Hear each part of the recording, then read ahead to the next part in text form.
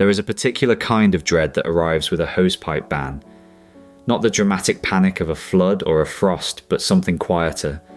A slow, creeping anxiety as you stand on your plot in the July heat, looking at rows of runner beans that were thriving last week, wondering how long they have got. The ban drops. The hosepipe goes away. And within days, things start to struggle. But here is the question worth asking. Is the hosepipe ban itself the problem? Or has your plot been quietly dependent on it for years, in ways you never quite noticed? Because the allotments that sail through a hosepipe ban are not the ones with the biggest water butts. They are the ones whose soil has been built over time to hold water by itself, and that distinction matters enormously. A hosepipe ban does not damage your allotment, it reveals it. When water becomes scarce, the soil tells you everything.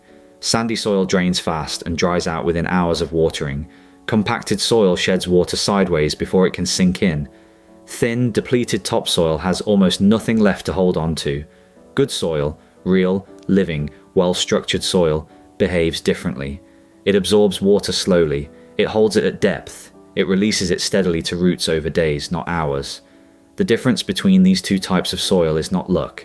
It is not the weather, it is organic matter. Specifically, it is how much organic matter your soil contains, and how well that organic matter has been incorporated over time.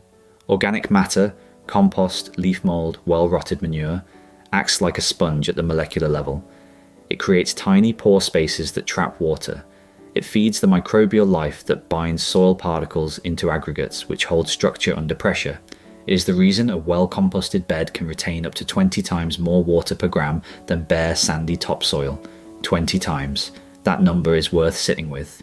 But organic matter is only half the story. The other half is compaction. Compacted soil is a water repellent.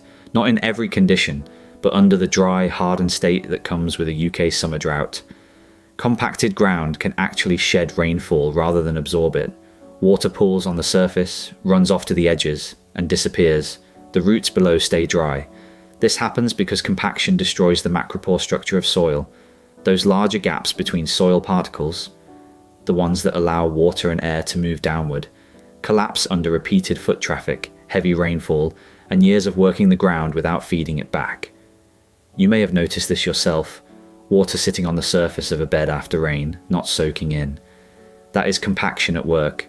The fix is not a hosepipe.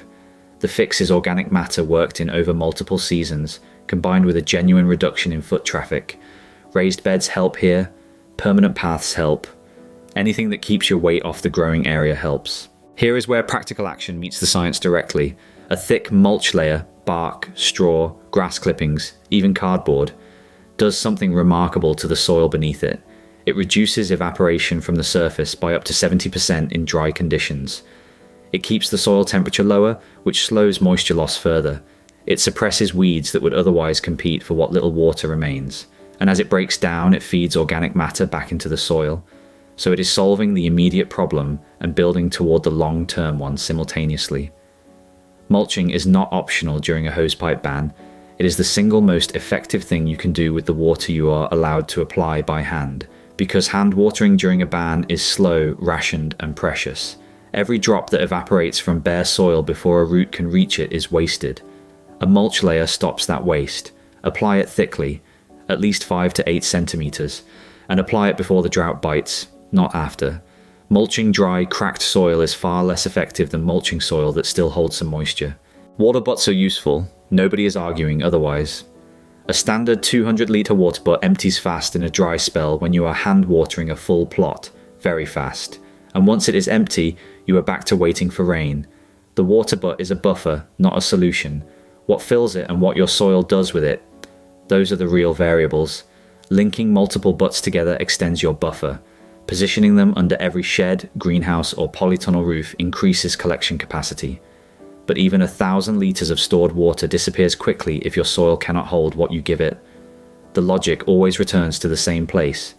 Soil health is your water supply, everything else is supplementary. A hosepipe ban does not destroy allotments. It exposes the ones that were always dependent on constant watering to compensate for poor soil structure. Build organic matter steadily, reduce compaction, mulch before drought arrives, and your plot becomes genuinely resilient rather than simply surviving on borrowed time. So, over to you. Think back to the last dry spell on your plot. Which bed held up longest before the plants started to visibly suffer? And what had you done differently to that patch? Tell us in the comments, because the answers are always more varied and more interesting than you might expect. And if this helped you understand your plot a little better, subscribe to Grow a Lot Studio. There is always more going on down on the allotment than meets the eye.